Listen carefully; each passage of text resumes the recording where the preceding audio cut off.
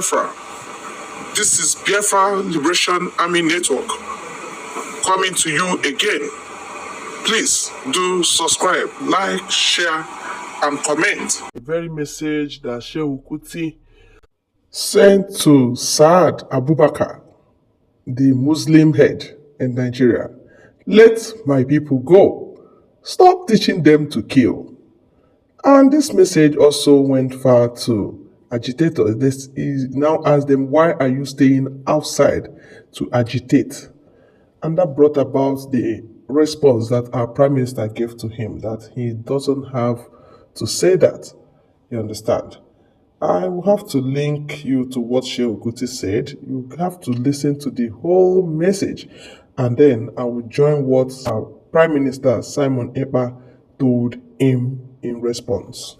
You people in the field, instead of fight, make una field walk. I keep telling Nigerians, it is, if to say fella carrying Afrobeat music as government hater, fella pack it back and packages. Go stay for America. Will you people have this gift that he left here? The way Nigerian professionals think, it is the best of us. When we see that our country doesn't match our potential, now we suppose begin agitate. Now we suppose begin fight. Now we suppose begin organize to find the right people who go take here so we can fulfill our potential. But na lie yo, na to run. Cowards. Run. Every generation, 70s they run. They come back for 80s. Scatter again, they run. When military come back, they come back for Obasanjo time again. Say opportunity. Only opportunity na define. Now they find development, they don't come back again. Sporting our already don't die again. New generation say don't follow them. Why always running? Why are you running? Stand and fight for a great country. If una know say the sign say una leaders they corrupt and your leaders are not for you, is that they go and shake hands with European leaders in Europe and America. Why do you feel that you going to serve these same people with all your talent? I'm not saying don't create something that the world will love like. No, I'm not saying that. I'm not saying don't do business with the world. I'm not saying don't expose yourself to the world, because we're not trapped. We can't trap ourselves. Yes, but your source must be here. All those things you are giving to the world, you must also be giving it to your people. If you can't be giving it to your people, why are you giving it to the world? Many people will go to Europe and America. They will serve as doctors for 20 years, 25 years. They will come back to Nigeria. If they are not commissioner for health, or you don't give them minister, they have nothing to do for Nigeria. They will never serve, and they will never build hospital and come back, and only very few will serve, come back and build hospital to try and help their community. Very few, maybe 1 or 2%. People will go work for bank, all their life, they come back, is politics. They want to pack the money into, not to sanitize the banking industry. So look at the president of Gambia today. He was a security at Argos. Because you guard the supermarket. Does that mean you can guard the country? Putin is a white man. Vladimir Putin is a white man. He's a European man. Can he step foot in any European, or can he step foot in any of the Western European countries? Can he step foot in Germany? No. Can Putin step foot in France? No. Can Putin step foot in Holland, Belgium? No. They will arrest him immediately. Can Putin step foot in America, in the United States? Can he step foot in England? Putin dare not. They will arrest him immediately. Why? Because he is for the Russian people. Good or bad. Listen, whether Putin is good or Putin is bad, Putin is for the Russian people. For those leaders of those worlds, for those Western world leaders, to be willing to see you, you must. How many times does Xi Jinping travel to these countries? Xi Jinping has more business. That is China, the Chinese premier. So Xi Jinping, China has more business with the UK, with America, with France than Nigeria can ever have at the moment. Does Xi Jinping visit China, visit France and UK and America the way your own Nigerian leaders? Now, we are going to Davos. We are going to. Our president right now probably in the country visiting one of these people. And instead of these people, all these our professionals to come up with the right theories, to come up with the right theories to fix the problems of this country, which is that which means maybe say our own professionals to say them will work hard, because there's no theory that fixes Nigeria without the dedication of the Nigerian professional. But the Nigerian professional, I don't know what it was in the education. So I don't really blame us people. I don't blame those of us that don't want to abandon what we have been conditioned. We don't want to take the effort to say, okay, all this is why don't they do when nothing change.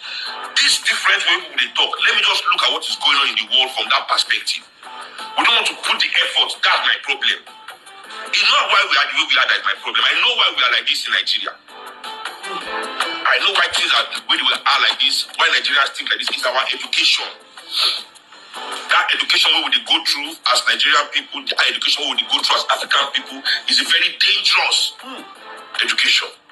Even if Nigeria divide to 5 million pieces, as long as we have these people among all of us in these 5 million pieces, we will come and they will rule these 5 million pieces. You will be the same thing. Sudan/South Sudan. Okay. Sudan was one country. Okay. Yes. The northern country was Arabs. Okay. The lower country was Africans. Okay. The Arabs oppressing the Africans with the help of those Africans among them that the Arab liked. Then those Africans are saying this oppression is too much. We must divide this country. It's not fair. They divide the country. South Sudan and Sudan. Look at the two countries today. Now only the Arabs are together. In South Sudan, only the black. The imperialistic needs of their leaders still destroying those two countries. The imperialistic needs. Division can never be progress. The truth of it is that Nigerian elite should gather and look at the Sultan of Sokoto, look him dead in the eye and say to him, let our people go. Let our people go. But they can't look at him in the eye. These northern leaders in Nigeria, they are still teaching in those their madrigals, in those Ilekeu, they are teaching our young people an extremist version of Islam called Wahhabism. They are teaching our young people an extremist version of Islam called Wahhabism. So you hear Muslim people telling you that Islam is a religion of peace. That what people are doing is not Islam, but the people that are doing it are Muslims. That's what I keep telling them. Yes, you say it's not Islam, but people doing it are Muslim, and your Islamic community is not doing anything. So stop acting, don't think it's not Islam. Yeah, but the perpetrators are Muslims. So you must handle that. They are teaching young people, and they teach them Wahhabism. Saudi Arabia, where starts the Wahhabism? This is how wicked African people are to their own people. Saudi Arabia now, that spread this Wahhabism. They are doing everything in their power to stop it in their own country. Go and look at them today. They are trying. But in Nigeria, they are spreading it far and wide. They are making it stronger. What you must feed the youth of northern Nigeria as the youth of southern Nigeria is Pan-Africanism. That when we are frustrated, we have no ideology, no African ideology to vent our frustration. Make I tell you the truth. That is the reason why most people come to my life. Because I articulate our frustrations. Because I can vent it from an ideology called Pan-Africanism. If you embrace an ideology, that ideology, if it's true to your development, will always give you way to resist oppression. Our northern brothers and sisters have never been given anything but Wahhabism. That's why when you make them vex, they go straight to burn and destroy.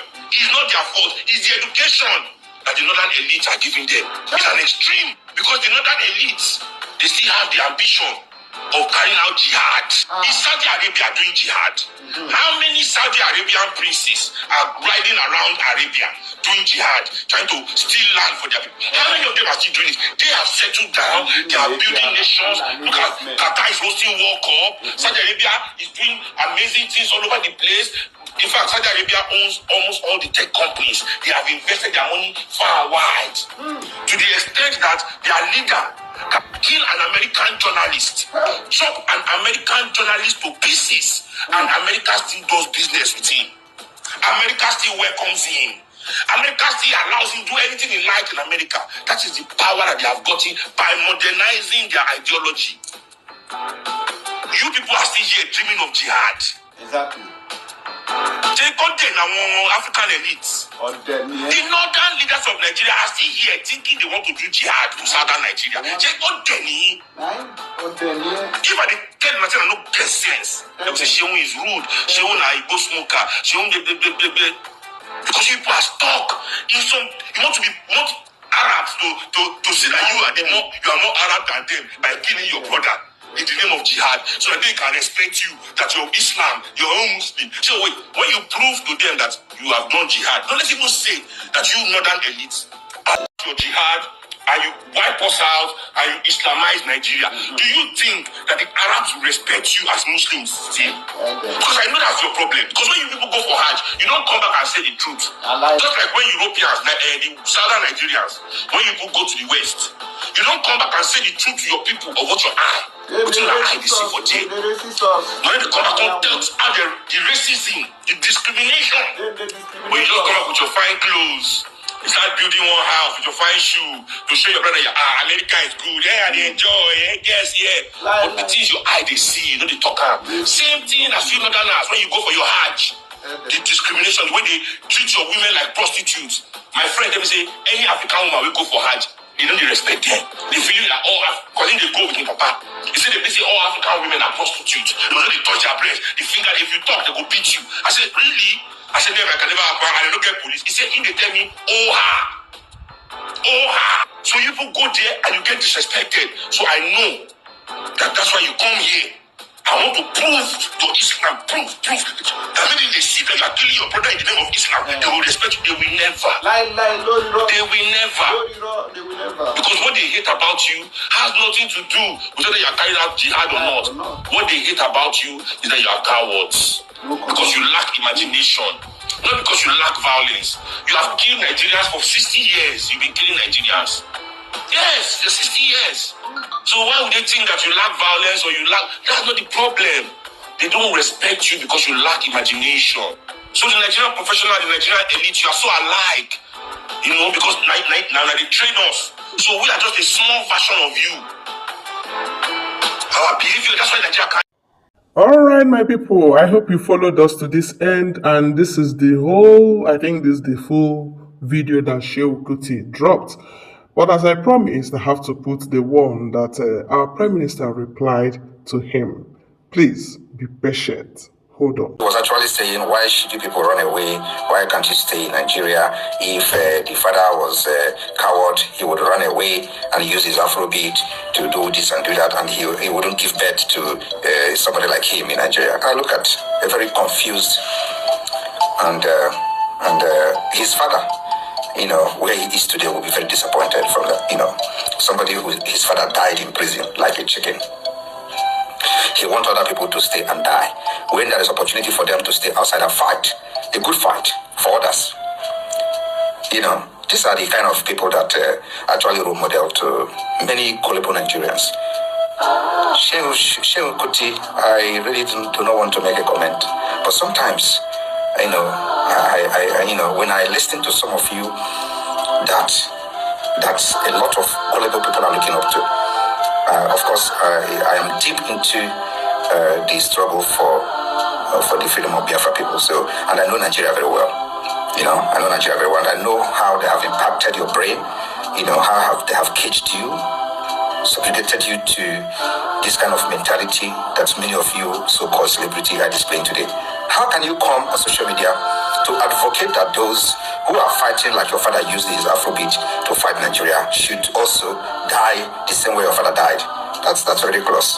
Nobody do the same thing and expect a different result. Those who want to stay there will die like your father. And you're not supposed to be talking. Supposed to learn from what happened to your father and do something differently. Don't do the same thing your father did. You're going to die for Nigeria and die for nothing. Today, many of them don't even know the impact your father made in Nigeria. Not only from your father, your grandmother. Your grandmother was a great woman. Nigeria killed her. Nothing happened. Only in the history. Your father was a great man. Nigeria killed him like a chicken in the prison. And you are there shouting for somebody else to stay in a very terrorist state like Nigeria, to die like your father, when there was opportunity for them to make impact from outside. My brother, you should go and learn from what happened to others. And if you have anything to offer, fight from outside, not from within.